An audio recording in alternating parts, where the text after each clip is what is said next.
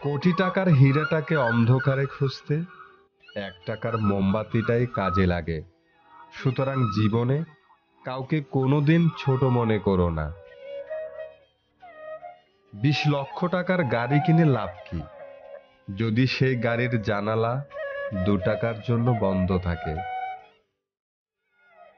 সুখে থাকার সবচেয়ে সহজ উপায় হচ্ছে নিজের যা আছে তার উপর সবসময় খুশি থাকা।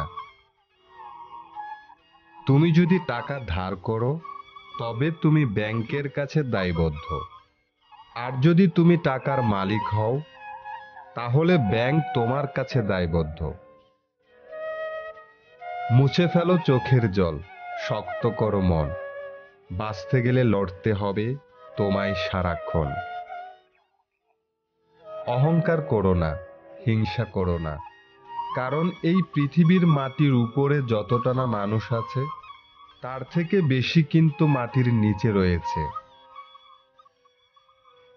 ভালোবাসার জন্য অযথা সময় নষ্ট না করে ভবিষ্যতের কথা ভেবে হার্ডওয়ার্ক করো, যাতে তোমার বাবা মাকে বুড়ো বয়সেও কাজ করতে না হয়।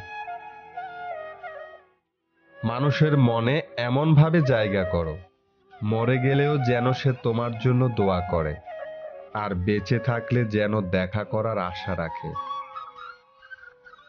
একটু খেয়াল রাখবে মানিব্যাগের ভার বাড়াতে গিয়ে যেন পাপের ভার বেড়ে না যায়। এই শহরে রূপের বদলে প্রেম বিক্রি হয়, আর ভালোবাসার বদলে অবহেলা বিক্রি হয়। নিজের মাকে বৃদ্ধাশ্রমে না পাঠিয়ে নিজের সন্তানদের খেলার সঙ্গী বানান। দেখবেন এর চাইতে ভালো সঙ্গী আর কেউ হবে না।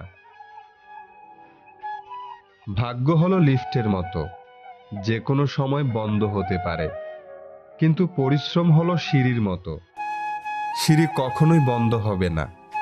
সিঁড়ি সবসময় আপনাকে উপরের দিকেই নিয়ে যাবে।